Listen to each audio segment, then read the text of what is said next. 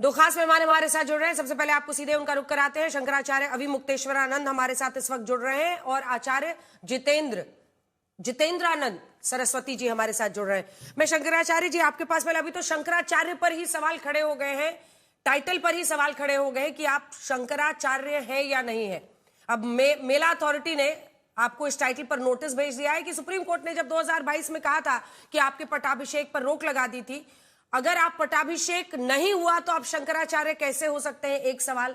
दूसरा, वो कह रहे हैं ये कंटेम्प्ट ऑफ कोर्ट है, यानी अदालत की अवहेलना है। 8 पन्ने की आपने चिट्ठी जरूर की है, लेकिन हमारे दर्शकों को बताइए कि कोर्ट के रोक लगाने के बावजूद आज आप अपने आप को शंकराचार्य कैसे कह रहे हैं। यहीं से शुरू करते हैं। ऐसा है अंजना जी कि सुप्रीम कोर्ट का नाम लेकर के अगर जिम्मेदार प्रशासन को बात करनी थी तो साफ साफ सत्य शब्दों में जो तथ्य है उसको सामने रखना चाहिए था। इन्होंने क्या किया है कि तथ्यों को छुपाते हुए कुछ बात को आगे रख करके उसको भी दूसरे ढंग से प्रस्तुत किया है, जिससे जनता में ये संदेश जाए, ये भ्रम उत्पन्न हो कि संभवतः इनके शंकराचार्य होने में कोई समस्या है। सच्चाई ये है कि जिस दिन का ये आदेश सुप्रीम कोर्ट का दिखा रहे हैं उस दिन के 1 महीना से ज़्यादा पहले ही हमारा ज्योतिष पीठ के शंकराचार्य के रूप में अभिषेक हो चुका था और 1 महीना पहले ही सुप्रीम कोर्ट को भी ये बात बता दी गई थी। सुप्रीम कोर्ट में ऑन रिकॉर्ड ये बात है। जब हमारे प्रतिपक्षी स्वामी वासुदेवानंद जी महाराज, जिनसे परंपरागत मुकदमा ज्योतिष पीठ का हमारे गुरुजी महाराज के साथ चल रहा था, हम तो पार्टी ही नहीं थे, हमारे गुरुजी पार्टी थे, लेकिन उनका शरीर पूरा हो गया तो उनकी जगह हमको आना था। तो उन्होंने जब हमारा अभिषेक हो गया और हम ज्योतिष पीठाधीश्वर के रूप में काम करने लगे तो उन्होंने सुप्रीम कोर्ट में आवेदन किया कि इनको रोक दिया जाए, ये योग्य नहीं है और इनको ज्योतिष पीठाधीश्वर के रूप में अपने आप को उद्घोषित करने से और तदनुसार कार्य करने से रोक दिया जाए। 21 सितंबर को 2022 में ये सुनवाई हुई और सुप्रीम कोर्ट ने उनकी आवेदन को निरस्त कर दिया और कहा कि यह नहीं हो सकता है। तब जाकर के 14 अक्टूबर को 12 अक्टूबर को फिर से उन्होंने एक छद्म हलफनामा बना करके पुरी के शंकराचार्य जी महाराज का झूठा हलफनामा बना करके दाखिल किया और कहा कि इन्होंने कहा है कि इनका अभिषेक हो गया और शंकराचार्यों ने इनको समर्थन कर दिया है, लेकिन पुरी के शंकराचार्य जी का यह हलफनामा देखिए, उन्होंने कहा है कि नहीं, हमने इनको मान्यता नहीं दी है। तो कोर्ट ने देखा, उन्होंने उनके ऊपर, उनके पास तो पटल पर पहले से ही ये जानकारी थी कि हमारा अभिषेक हो गया है और हम इस रूप में कार्य कर रहे हैं।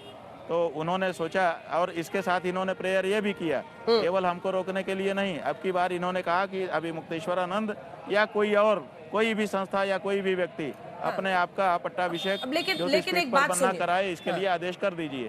तो सुप्रीम कोर्ट ने वो आदेश इनको दे दिया, ये कहते हुए कि जो इन्होंने मांगा था जिन शब्दों में दे दिया। ठीक है। अब क्या हुआ कि हम लोगों को पता चला, हम लोग तो थे नहीं वहाँ पर, एक्स पार्टी ऑर्डर हो गया। तो हम लोगों ने देखा कि ये जो आदेश है ये हमको भी हुआ ना शंकराचार्य जी। अब देखिए, एक सेकंड, अब मेरा एक सवाल सुनिए। स्थिति हो रही थी, बहुत सारे दूसरे ये तो तमाम तर्क इस पे दिए जा सकते हैं, लेकिन आज ये सच्चाई है कि कई जो सन्यासी अखाड़े हैं वो इसके खिलाफ हैं, आपके खिलाफ। और जैसा आपने खुद ही कहा कि पुरी के शंकराचार्य जी थे, उन्होंने भी इससे इनकार किया। ये एक लीगल मैटर है, इसको अलग रखते हैं। अब आते हैं असल मुद्दे पर। आपका कहना है कि आपको स्नान नहीं करने दिया गया, ये आपका कंटेंशन है कि भाई ये मेरा अपमान हो गया है जिसकी वजह से आप यहां पर बैठे हैं। लेकिन शाही स्नान में तो पालकी से जाने की बात होती है, यहां पर तो ये तो शाही स्नान भी नहीं है, ये तो माघ मेला है। पुलिस कह रही है 50 मीटर की दूरी पर आप पैदल चले जाइए, आप कहते हैं नहीं, हम पैदल नहीं जाएंगे, हम तो पालकी में ही जाएंगे। मतलब पुलिस ही तो पुलिस का काम करेगी ना, वही उसने रिक्वेस्ट किया आपसे, ये अपमान कैसे हो गया? इसके बाद मैं आ रही हूं आपके पास, आचार्य जितेंद्रानंद जी। देखिए, कहने में एक्सेंट में बात होती है। रंजना जी, आप तो भाषा की पंडित हैं, आप जानती हैं कि किसी वाक्य को किस ढंग से उच्चारण किया जाए तो उसका क्या अर्थ हो जाता है। उनके कहने में जो तरीका था वो अपमानजनक तरीका था, इसीलिए हमको लगा कि हमारा अपमान करना चाहते हैं और बहाना दूसरी चीजों का ले रहे हैं। लेकिन बाकी साधु संत तो पैदल ही चलकर जा रहे थे ना। मैं इसका जवाब आपसे लेती हूँ। जितेंद्रानंद जी, आचार्य जी आपके पास आ रही हूँ। वो कह रहे हैं कि मेरा अपमान किया गया है, जिस तरह से मेरे साथ व्यवहार हुआ है ये उनका अपमान किया गया है। आचार्य जी, इसमें क्या गलत है? वो कह रहे हैं कि भाई गलत व्यवहार हुआ पुलिस की तरफ से।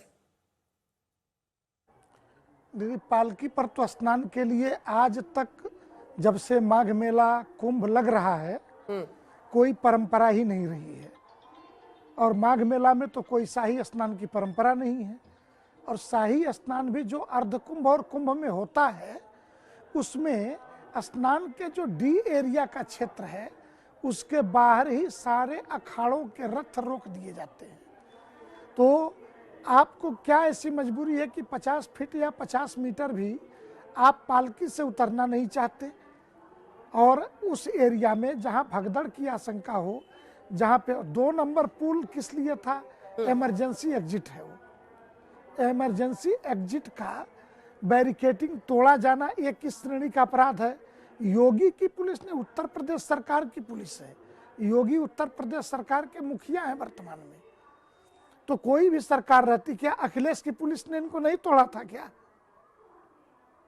तो जब आप कानून तोड़ेंगे तो आपको समाज ये सरकार तोड़ेगी। इसी पर जल्दी से जवाब दीजिए आचार्य जी आप। अभिमुक्तेश्वरानंद जी, बाकी साधु संत पैदल जाकर स्नान करते हैं और माघ मेले में शाही स्नान में तो भाई है, परंपरा है पालकी से जाने की।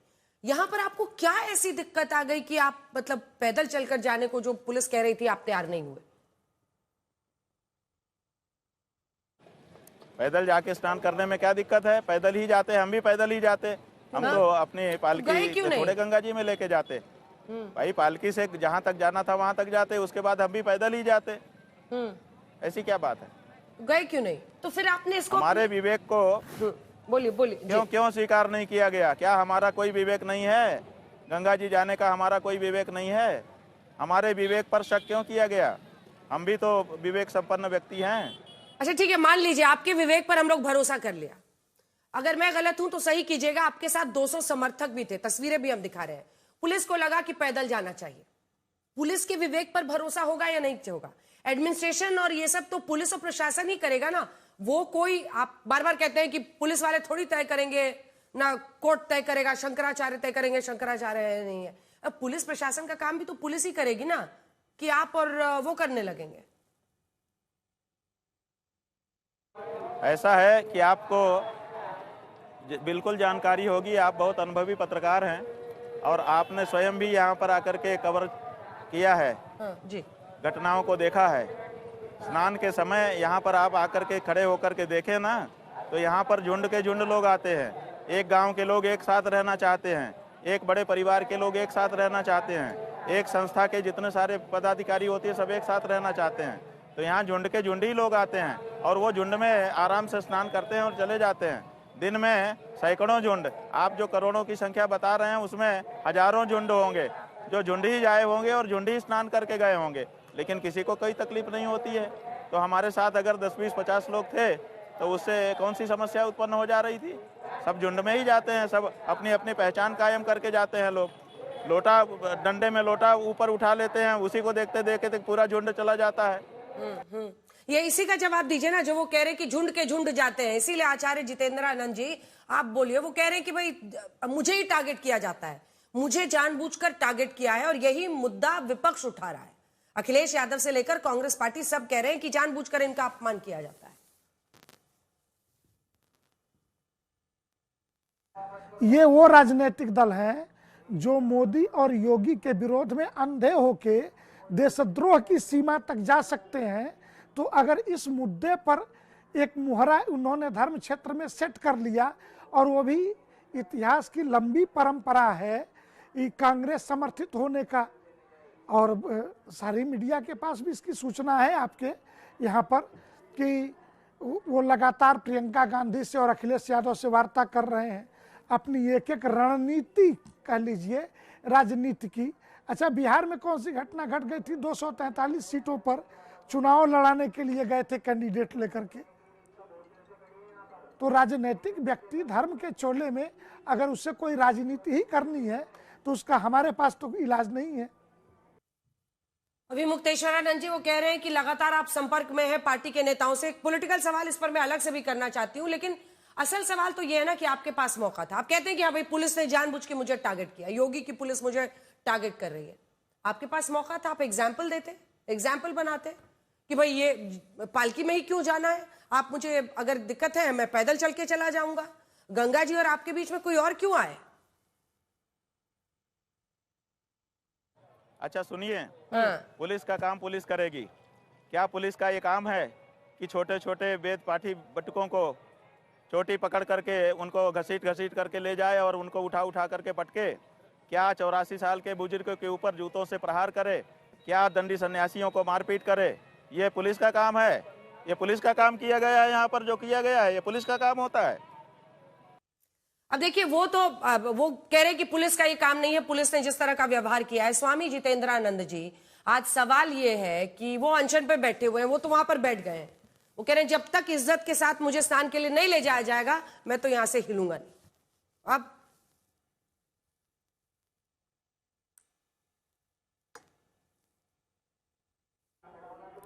पहली बात दीदी कि वो शंकराचार्य नहीं है, न किसी अखाड़े ने, न काशी विद्वत परिषद ने, न शंकराचार्य परंपरा ने उन्हें स्वीकार किया है। स्वयंभू स्वयं को घोषित करने के बाद सुप्रीम कोर्ट ने उनके अभिषेक पर रोक लगा रखी है। अभिषेक जब हुआ नहीं तो उनके वकील कुतर्क देते हैं कि अभिषेक पर रोक लगाई ना, शंकराचार्य लिखने पे नहीं लगाई। अरे भाई विवाह हुआ नहीं, पति लिखने पे रोक लगाने की बात कैसे आ जाएगी जब आपका अभिषेक ही नहीं हुआ और आपने ही कार्ड बांटे थे। अखबारों में आपके मीडिया सेक्टर ने बयान जारी किया कि 17 अक्टूबर को होगा, तो सुप्रीम कोर्ट ने उसी 17 अक्टूबर को आधार मान के 14 अक्टूबर को सुप्रीम कोर्ट ने सुनवाई करके रोक लगा दी। और उस रोक की बाकायदा व्याख्या उन्होंने कहा मेरे नाम से नहीं किया, तो हाई कोर्ट ने बाकायदे इनका नाम लिखते हुए कि स्वामी अभिमुक्तेश्वरानंद सरस्वती। और ये शंकराचार्य के किसी रिचुअल अगर आपको चाहिए तो मैं अभी भी हाई कोर्ट और सुप्रीम कोर्ट के दोनों ऑर्डर दिखा सकता हूं। और मीडिया में निगेटिव बयानबाजी के चलते अपने नाम के आगे शंकराचार्य लिखने का जो परंपरा है ये सनातन धर्म के लिए बहुत घातक है। ठीक है, ठीक है, ये तो खैर खुद ही कह रहे हैं कि कोर्ट ने उस पर, ठीक है, कोर्ट ने रोक लगाई थी। वो कह रहे हैं पटाभिषेक पर रोक लगाई थी, लेकिन उस दिन वो इसके लिए नहीं जा रहे थे। अच्छा, आपको जानबूझकर लग रहा है अभिमुक्तेश्वरानंद जी क्यों टारगेट करेंगे आपको जानबूझकर? ऐसा क्या है? आप मतलब क्यों, आप ही को क्यों टारगेट कर रही है योगी की सरकार, योगी की पुलिस? क्या है ऐसा, क्या किया आपने? हाँ जी, बस यही बात है, जानबूझ करके टारगेट किया गया। क्यों? और क्योंकि हम गौ रक्षा की बात उठा रहे हैं, गौ रक्षा के लिए आवाज दृढ़ता से उठाते चले जा रहे हैं। और केंद्र और प्रदेश की सरकारें जो भाजपा शासित हैं वो गौ रक्षा करना नहीं चाहती हैं, इसीलिए उनको हमारी आवाज से समस्या हो रही है और इसीलिए वो हमको लक्ष्य कर रहे हैं। मूल बात ये है। अच्छा ठीक है, आचार्य जितेंद्रानंद जी वो कह रहे हैं कि उनकी आवाज, वो गौ रक्षा के लिए आवाज उठा रहे हैं इसलिए उनके खिलाफ है। अब आप इस बात का जवाब दीजिए कि भाई एक तबका है ना जो इनके साथ खड़ा है, भाई कांग्रेस हो, समाजवादी पार्टी हो, ये सारे उनका साथ दे रहे हैं और बहुत सारे लोग हैं। अब एक बड़ा बवाल ये खड़ा हो गया है, वो तो वहां पर बैठ गए हैं, ये सब उनका साथ दे रहे हैं। तो बनना भी चाहिए, वो तो पाकिस्तान के भी आवाज हैं, वो तो देशद्रोहियों के भी आवाज हैं। कश्मीर से धारा 370 जो हटी है वो नहीं हटनी चाहिए, ये भी कहने वाले वो हैं। वो तो मुख्तार अंसारी और अतीक अहमद जैसे माफिया और गुंडों की भी आवाज है कि उसकी न्यायिक जांच कराई जानी चाहिए। वो तो सेकुलर, सारे सेकुलरों की भी आवाज है कि प्रधानमंत्री को राम मंदिर के उद्घाटन में नहीं जाना चाहिए। हाँ, राम जन्मभूमि के नाम पर उन्होंने सोना इकट्ठा किया, जो सुप्रीम कोर्ट का आदेश क्या है, गवर्नमेंट ऑफ इंडिया को क्या आदेश है राम जन्मभूमि के संदर्भ में संविधान बेंच के सर्वसम्मत फैसले का कि भारत सरकार का गृह मंत्रालय एक ट्रस्ट बनाए, वो ट्रस्ट मंदिर का निर्माण करेगा। आपने पहले से अपने रामालय ट्रस्ट में सोना इकट्ठा करना शुरू कर दिया, समाज को कभी हिसाब दिया, सार्वजनिक कोई प्रेस करके बताया कितना सोना लिया था? जब एनएसए लगाने की धमकी सरकारों ने दी तब इन्होंने ये वसूली बंद की।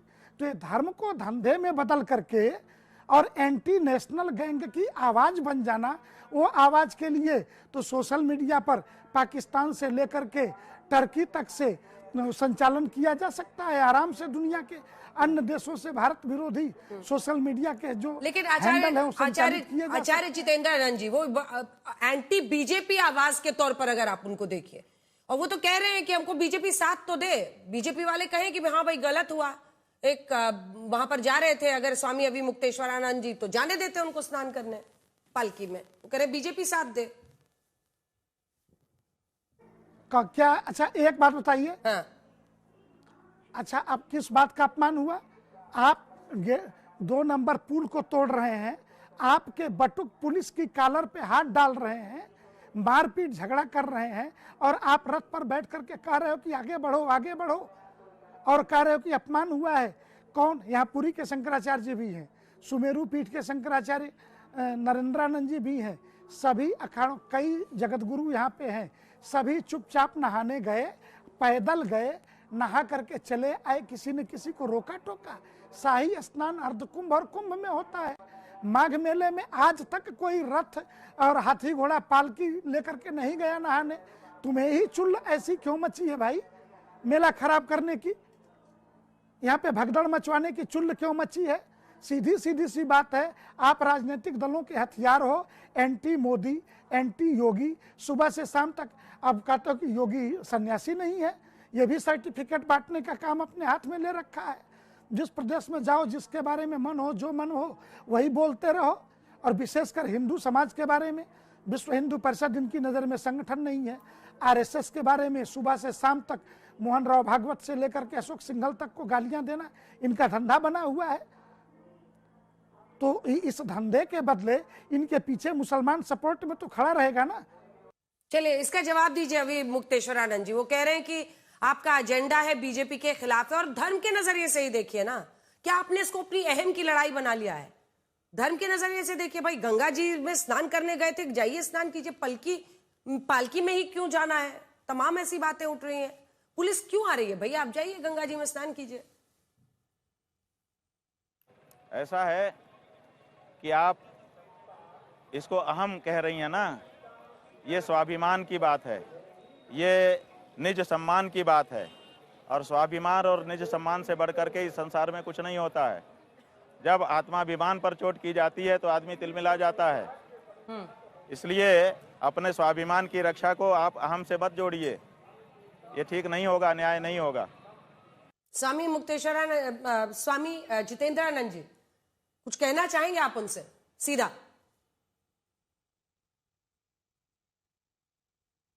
क्या अच्छा एक बात बताइए, अच्छा अब किस बात का अपमान हुआ? आप 2 नंबर पुल को तोड़ रहे हैं, आपके बटुक पुलिस की कॉलर पे हाथ डाल रहे हैं, मारपीट झगड़ा कर रहे हैं, रथ पर बैठ करके कह रहे हो कि आगे बढ़ो आगे बढ़ो, और कह रहे हो कि अपमान हुआ है। कौन? यहाँ पुरी के शंकराचार्य जी भी हैं, सुमेरु पीठ के शंकराचार्य नरेंद्रानंद जी भी हैं, सभी अखाड़ों कई जगतगुरु यहाँ पे हैं, सभी चुपचाप नहाने गए, पैदल गए, नहा करके चले आए, किसी ने किसी को रोका टोका। शाही स्नान अर्धकुंभ और कुंभ में होता है। माघ मेले में आज तक कोई रथ और हाथी घोड़ा पालकी लेकर के नहीं गया नहाने। तुम्हें ही चुल्ल ऐसी क्यों मची है भाई, मेला खराब करने की, यहाँ पे भगदड़ मचवाने की चुल्ल क्यों मची है? सीधी सीधी सी बात है, आप राजनीतिक दलों के हथियार हो, एंटी मोदी, एंटी योगी, सुबह से शाम तक। अब कहते हो कि योगी सन्यासी नहीं है, ये भी सर्टिफिकेट बांटने का काम अपने हाथ में ले रखा है। जिस प्रदेश में जाओ, जिसके बारे में मन हो, जो मन हो वही बोलते रहो, और विशेषकर हिंदू समाज के बारे में विश्व हिंदू परिषद इनकी नजर। ठीक है, अभी मुक्तेश्वरानंद जी जल्दी से इसका एक जवाब आप दे दीजिए। क्या आप विपक्ष के हाथ में हथियार हैं बीजेपी के खिलाफ? बात यह है कि यही तो मजे की बात है कि शंकराचार्य का अपमान हो रहा है, दंडी सन्यासी, बटुक, ब्रह्मचारी मारे पीटे जा रहे हैं, और भाजपा के लोगों को सबसे आगे कतार में खड़े होकर के इसका विरोध करना चाहिए था, लेकिन भाजपा का कोई व्यक्ति नहीं बोल रहा है, दूसरी पार्टियों के लोग बोल रहे हैं। कितना गजब की बात है। और जहाँ तक हमारे संबंध संपर्क की भी बात है, तो हम पहले भी स्पष्ट कर चुके हैं, आज भी मौका है, स्पष्ट कर देते हैं कि जो गौ माता का नहीं है वो हमारा नहीं है, चाहे वो कांग्रेस हो, चाहे समाजवादी हो, चाहे भाजपा हो। गौ नरम माता रहते का हैं ना, नरम रक्षण रहते हैं। संकल्प सुनिए जब ना, तक ये सुनिए लोग ना स्वामी शपथ पूर्वक अभिमुक्तेश्वरानंद व्यक्त जी, नहीं कर देते, आरोप ये हम लगता है किसी कि से- विपक्ष के नेताओं पर आप नरम रहते हैं, अखिलेश यादव हो, कांग्रेस पार्टी हो, वरना एक वक्त पर लाठीचार्ज हुआ था ना। ऐसा है, प्रयागराज में नहीं काशी में चली थी और साधु काशी में। संतों पे नहीं, हम ही पे चली थी। हाँ। और हम नरम नहीं थे, हमने सरकार उनकी बदलवा दी थी। आप रिकॉर्ड उठा करके देखिए, हमने प्रतिकार यात्रा निकाली थी, उसका प्रभाव पूरे प्रदेश में गया था। हम नरम किसी के ऊपर नहीं रहते हैं और गरम भी किसी के ऊपर नहीं रहते हैं, लेकिन हृदय का संबंध उसी से स्थापित करते हैं जो सनातन मान बिंदुओं के प्रति समर्पित हमको दिखाई देता है। आज के समय में गाय माता की रक्षा करने के लिए हमने हर पार्टी के दरवाजे जा करके दस्तक दी है। कोई भी पार्टी अभी तक आगे आकर के गौ माता की रक्षा के लिए अपने आप को प्रस्तुत नहीं कर पाई है। उनका सीधा आरोप है बीजेपी का, जिस पर मैं एक स्पेसिफिक आपसे जवाब चाहती हूं। 2027 में चुनाव है और सोशल मीडिया पर भी लोग यही लिख रहे हैं कि 2027 में यूपी में चुनाव है, उसी चुनाव को टारगेट करने के लिए, बीजेपी को नुकसान पहुंचाने के लिए, विपक्ष को फायदा पहुंचाने के लिए आप इस मुद्दे को इतना हवा दे रहे हैं। ऐसा है कि चुनाव केंद्र में रख करके राजनीतिक लोग सोचते हैं, हम धार्मिक व्यक्ति हैं, हम चुनाव को केंद्र में रख करके चिंतन नहीं करते हैं, इसलिए वो लोग राजनीतिक हैं, राजनीति को ही दृष्टि में रख करके जो कुछ सोचना होगा सोचेंगे। लेकिन इसको छोटा प्रश्न कहना हमको और पीड़ा दे रहा है कि आप इतनी बड़ी घटना को छोटी बात कह रही हैं। भारतीय जनता पार्टी के शासन में, योगी आदित्यनाथ के शासन में, जब संगम पर मौनी अमावस्या के पावन दिन में सन्यासियों को, बटकों को और सन्यासियों को और सन्यासिनियों को पीटा जाता है, उनको अच्छा, मान अपमानित किया लीजिए जाता योगी है। जी आपको अभी सुन शंकराचार्य रहे को हो, स्नान वो से ही योगी जी अभी आपको सुन रहे हो, क्या कहना चाहेंगे आप उनसे, क्या कहिएगा? उनको कहना चाहेंगे कि या तो आपने इनको कहा है कि ये सब करो, और या तो आपको खुश करने के लिए सब लोग कर रहे हैं। ऐसे में घाटा किसका हो रहा है? घाटा आप ही का हो रहा है। अगर आपने कहा है तो गलत लोगों को कहा है, ये लोग सही ढंग से आपका ये बात को क्रियान्वित नहीं कर पा रहे हैं। और अगर ये आपको खुश करने के लिए कर रहे हैं और इनके इन सब किए से आप खुश हो रहे हैं, तो इससे आपको भविष्य में घाटा होगा। ऐसा मत करवाइए, आप सही काम करिए, ये हम उनसे कहना चाहेंगे। पर योगी जी वो कह रहे हैं कि आप योगी जी के खिलाफ आपका एजेंडा है। योगी जी भी तो संत ही थे ना। खबरदार, वो इस समय नेता हैं और मुख्यमंत्री हैं उत्तर प्रदेश के। संत जो है वो धर्म की शपथ लेता है, और जो मुख्यमंत्री और दूसरे मंत्री होते हैं, राजनेता होते हैं, वो धर्मनिरपेक्षता की शपथ लेते हैं। तो जो धर्मनिरपेक्षता की शपथ ले चुका है वो इस समय संत नहीं, वो इस समय मुख्यमंत्री ही है। चलिए, वो कह रहे हैं कि संत नहीं है वो, अब नेता है वो। ये रूठना मनाना जो चल रहा है उनके साथ, मतलब ये लग रहा है कि हमेशा होता है कुछ कुछ दिनों पर। स्वामी जितेंद्रानंद जी, कुछ सजेशन दीजिए। मैं इतना ही कहूँगा कि संतों की मर्यादा तो कलयुग के कारण अपने आप बड़ी मात्रा में नष्ट हुई है, धर्म धंधे के तरफ बदल गया है। लेकिन कुछ संत ऐसे बचे हैं, हालांकि भगवान राम के समय से ही काल नेमी जिमि रावण राहु, तभी से ये सारी चीजें चलती रही हैं छद्म वेश में, इस तरीके की हरकतों का। लेकिन कुछ संत ऐसे हैं जो तीर्थराज प्रयाग की पवित्र भूमि पर तप करने आते हैं, कल्पवास करते हैं, 2 समय नहाते हैं, 1 समय खाते हैं, भगवान का कीर्तन करते हैं। यहाँ तो इस धरती पर तो राजनीति न करो।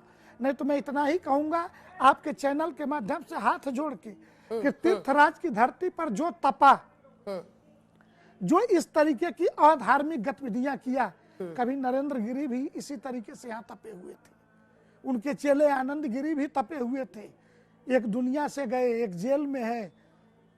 तो ऐसा पाप तीर्थराज की पवित्र भूमि पर न करें लोग, यही हम सलाह देना चाहेंगे। चलिए, आपका दोनों का बहुत बहुत धन्यवाद हमारे साथ जुड़ने के लिए, बहुत धन्यवाद। धन्यवाद आचार्य जी।